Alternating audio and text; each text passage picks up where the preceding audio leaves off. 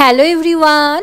আগের দিনের ব্লগে তো তোমাদের সাথে শেয়ার করেছিলাম যে আমি আমার বন্ধুদের সাথে ঘুরতে বেরিয়ে পড়েছি রানাঘাটে। তো কালকের ব্লগটা যারা দেখোনি দেখে নিতে পারো, আমি আমার নামের নিচে লিঙ্কটা দিয়ে দিচ্ছি। তো আজকে তোমাদের সাথে শেয়ার করব ঘুরতে বেরিয়ে আমরা কি কি খেয়েছিলাম। আর কালকের ব্লগে তোমাদের সাথে শেয়ার করেছিলাম না আমার বন্ধু শিলিগুড়িতে থাকে, 9 বছর পর দেখা হয়েছে। তো আজকের পুরো ট্রিটটাই কিন্তু ওর তরফ থেকেই ছিল। তো প্রথমেই আমরা অর্ডার করেছিলাম সবার জন্য 1 কাপ করে গরম গরম কফি। তারপরে স্টার্টারে অর্ডার করেছিলাম ড্রামস অফ হেভেন, যেটা খেতে দুর্দান্ত ছিল।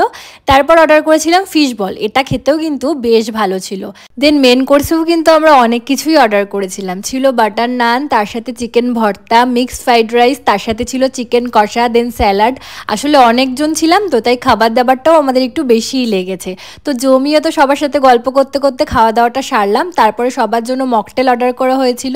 আমি একাই অর্ডার করেছিলাম ভার্জিন মোহিতো, আর বাকি সবাই অন্য অন্য কিছু নিয়েছিল। খাওয়া দাওয়া সেরে রাতের ট্রেনে বাড়ি ফিরেছিলাম। চলো বাই।